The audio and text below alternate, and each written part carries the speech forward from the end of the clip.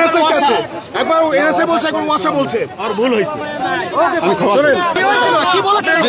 আমাদেরকে বিভ্রান্ত করার চেষ্টা করতেছে বারবার। আমাদের আন্দোলনকে ঠিক আছে ডিরেক্টলি বিভ্রান্ত করার চেষ্টা করছে। উনি এনএসএ লোক হয়ে ঠিক আছে একজন দায়িত্বশীল মানুষ হয়ে এই কথা কিভাবে বলে? বলতেছে আমাদের আন্দোলন নাকি 1.5 পয়সা আন্দোলন। 1.5 পয়সা মানে টাকা দিয়ে কিনতে চান? কত কোটি টাকা আপনার আছে? কত কোটি টাকা মাসুল আপনি অবৈধ ভোটে? এগুলা বলে ঠিক আছে একবার আপনারা জানেন হয়তো 500 কোটি টাকা নাকি শিক্ষার্থীরা খেয়েছে এসব কথা তখন বলছে। আবার উনি এই কথা বলছে আমাদের নাকি 1.5 পয়সা আন্দোলন। আপনি যে আবার টাকা প্রসঙ্গটা নিয়ে আপনি মাহবুব উনি কার দেখাইছে? উনি কার দেখাইছে? কোথায় আছেন? কোন পোস্টে? আপনার পরিচয় কি? পরিচয় বলেন। আমি ওয়াসা করেছি। কত কোটি টাকা আপনার যে ওয়াসাতে কোটি কোটি টাকা দুর্নীতি হয়?